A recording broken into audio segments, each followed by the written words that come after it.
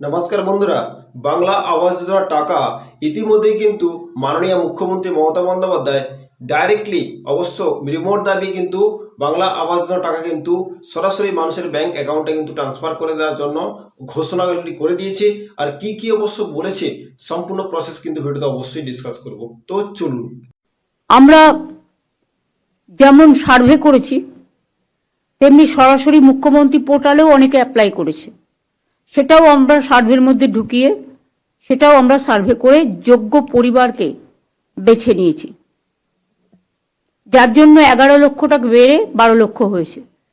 তারপরে আপনারা জানেন যে সাইক্লোন হয়ে গেল, তারপরে জলপাইগুড়ি আলিপুরদুয়ারে এসে মনে আছে অনেক ঝড় বৃষ্টি হয়েছিল, সাইক্লোনে অনেক ঘরবাড়ি ভেঙে গিয়েছিল।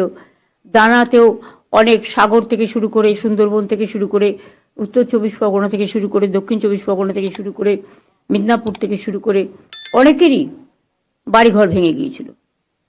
তাদের সকলকে নিয়ে আমরা দীর্ঘদিন ধরে চেষ্টা করে টাকা জোগাড় করে, যেহেতু আমি বলেছিলাম দেব, তাই আমরা এটা দিচ্ছি। সেই জন্য আগে 2022 সালে হাউস টু হাউস সার্ভে করেছিল তারা, এবং আমরাও করেছিলাম। তাতে 33,42,000 ওয়েটিং লিস্টের টাকা তৈরি হয়েছিল, ওয়েট লিস্টের। তারা কেউ কোনো বাড়ির টাকা পায়নি।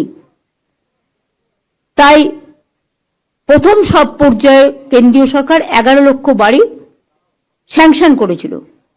এই প্রোগ্রামটা আমাদের টাকায় সম্পূর্ণভাবে, তাই আমরা নাম দিয়েছি বাংলার বাড়ি। বাংলার বাড়ি গ্রামীণ এলাকায় এই কর্মসূচিটা আমি আগে চালু করছি।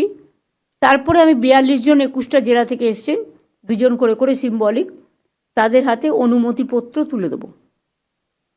তাহলে আমি এটা উদ্বোধন করে দিই।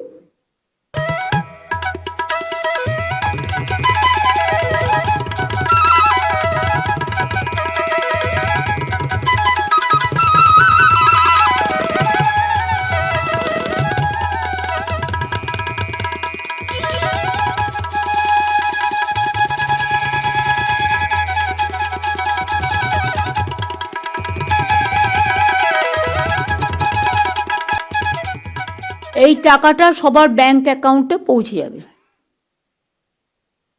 তাই তো? সবার অ্যাকাউন্টে আজ থেকে পৌঁছে যাবে।